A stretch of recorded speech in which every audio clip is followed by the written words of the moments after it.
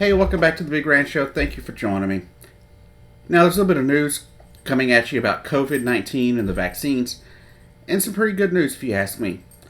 One, booster shots are now available to most people that need them, mostly 65 and over and those with, immunocompromised situations. But here's the big thing. It is being reported that sometime in November, children between the ages of 5 and 11 will become eligible for the vaccine. This will allow fewer children to contract it and fewer children to spread it, even though, it's still always a possibility that a virus is going to spread, vaccinated or not. It just lessens the risk of you getting it, what happens to you if you get it, and lessens your chances of spreading it to other people. Doesn't mean you can't. That's why you need to wear your mask. But children ages 5 to 11 soon will be eligible for the vaccine. This means they can get it and go to school and protect themselves, their teachers, and their fellow students. As you saw in the last video that I posted, children are dying of COVID. And one of the main reasons why we're seeing an uptick in children's deaths and an uptick in children getting COVID-19 is more children are at school. So much like everything else that kids are vaccinated against, mumps, measles, rubella, tetanus, stuff like that. This is another one of those things that children can get vaccinated for, and it can save their lives. And if it doesn't save their lives, it could save an elderly family member's life. Being able to get these vaccines out means at least by Christmas, kids can enjoy going and spending time somewhat safely with their grandparents and their other parents, other family members who they haven't been able to see, who they didn't get to spend Christmas with last year. Other news, like I said, the boosters are coming out. The boosters are out for people that that need it, which is great. A lot of people have already gotten their boosters. And the FDA and CDC have come to an agreement that they can be mixed and matched. So say you got the Johnson & Johnson vaccine back in, say February, March, April, right? You might be able to get a vaccine or a vaccine booster that is not what you took before. You might be able to get the Moderna or the Pfizer. Now the Pfizer is the only one that's been completely FDA approved at last check. Now I could be mistaken on that, but I do believe that's it. But what the data is showing is that the Moderna has more of a staying power, even with a booster, than the Pfizer one. But this is information that can change as more data is brought in. Also, on the COVID vaccine, you may have seen recently a Facebook post or social media post, depending on what platform you prefer, stating that 150,000 people have been killed by the COVID vaccine. Now, if this was true, then this might be kind of terrifying, right? But it's not true. It's absolutely 100% fabricated. The fact is, according to the verification system, the VERS, I think it's like VERS system, it's what you report vaccine deaths and bad reactions and things like that too. On that list, there are 8,136 deaths. Now, the thing is about this list, you can report things anonymously, right? You don't have to provide proof that that the person was killed by the virus or by the vaccine, and doctors are required to basically, within a certain time frame, count any death as that any death that occurred after receiving a vaccine as related to the vaccine. This is to make sure that all the testing gets done to make sure everybody is safe. So the fact is, out of the 8,000 people that are listed there, that's only 0.0021% of the entire population that has been vaccinated. And 2, of that 8,000 people, we don't even know how many of them were actually killed by the vaccine. Only the doctors that dealt with the people would know, right? You know, say you get the vaccine on a Sunday, and for some crazy reason, you go into some diabetic shock and you die on Wednesday. They still had to list it as related to COVID in the system. Or not COVID, but the COVID vaccine, if you took the vaccine. But that's how it works with every vaccine. The fact is, the vaccine is much safer and far safer than not taking the vaccine. The vaccine is safer than getting COVID. The vaccine is safer than taking ivermectin and all those other crazy things. Like the former president saying to inject bleach.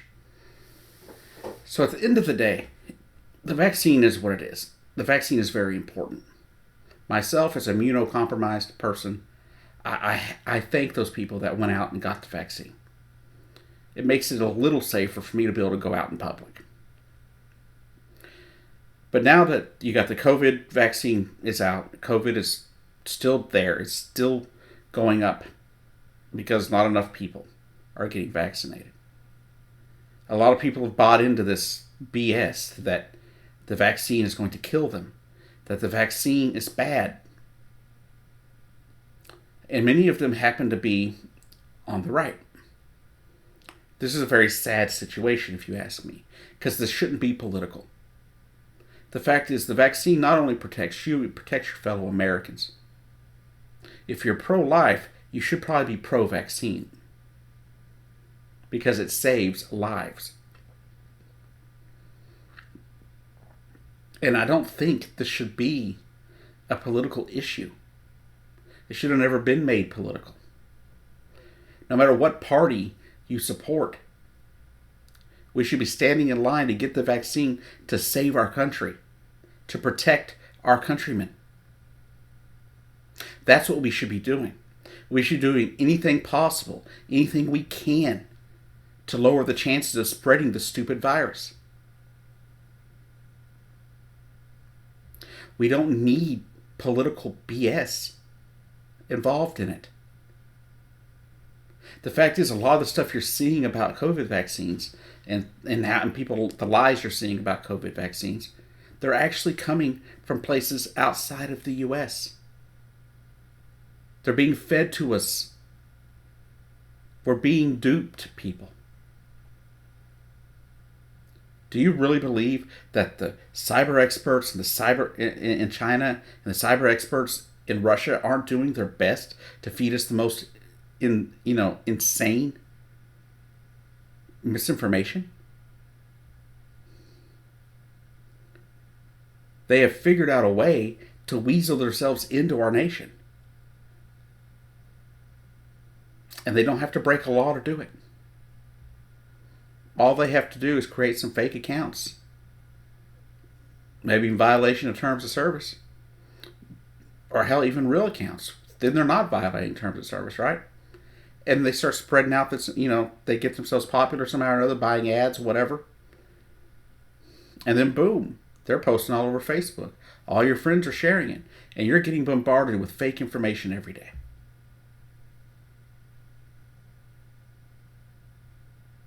They pitted us against each other. It's time as Americans that we take our dignity back. Quit fighting amongst ourselves and just do what's right for the country. So we can stick it to these yahoos.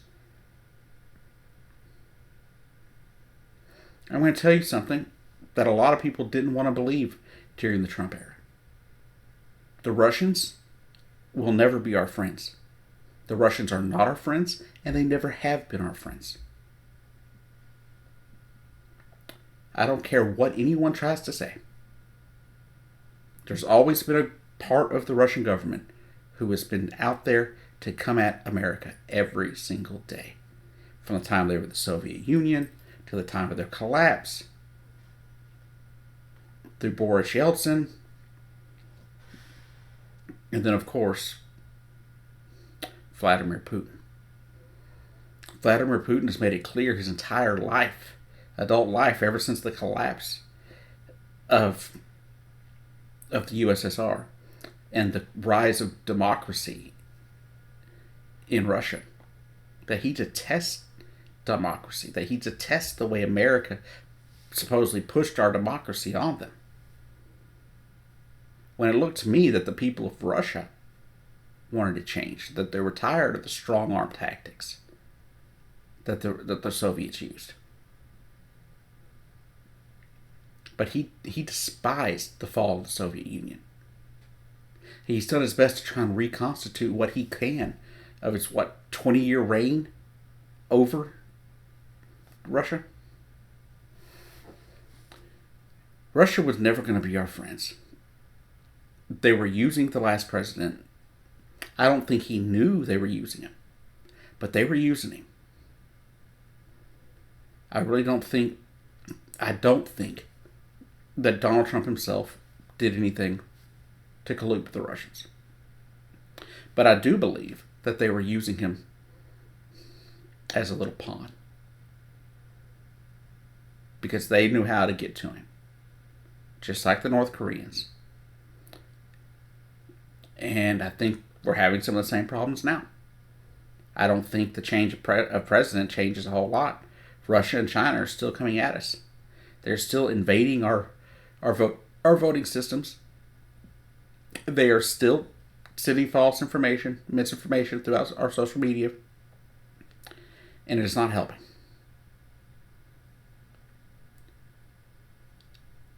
So I say we stick it to them, literally, by getting the vaccine, by putting the stupid virus to rest. 2 years now, people. 2 years. 2 years of our lives completely ruined and wrecked by this shit. I can't do it anymore. I want to be able to go outside and enjoy myself. I would love to be able to do that without a mask, but obviously we can't. I've been to 2 Oklahoma Sooner games, or I guess 3 now, this year. And I was terrified while I was there. But I did what I could. I was smart. I wore a mask. I got vaccinated. I'm very soon, as soon as I'm cleared to do so, I'm going to head off to get my booster shot. I'll probably do Moderna because I did Johnson & Johnson before. And Johnson & Johnson really turned out to not be good for my wife, and it didn't treat her well.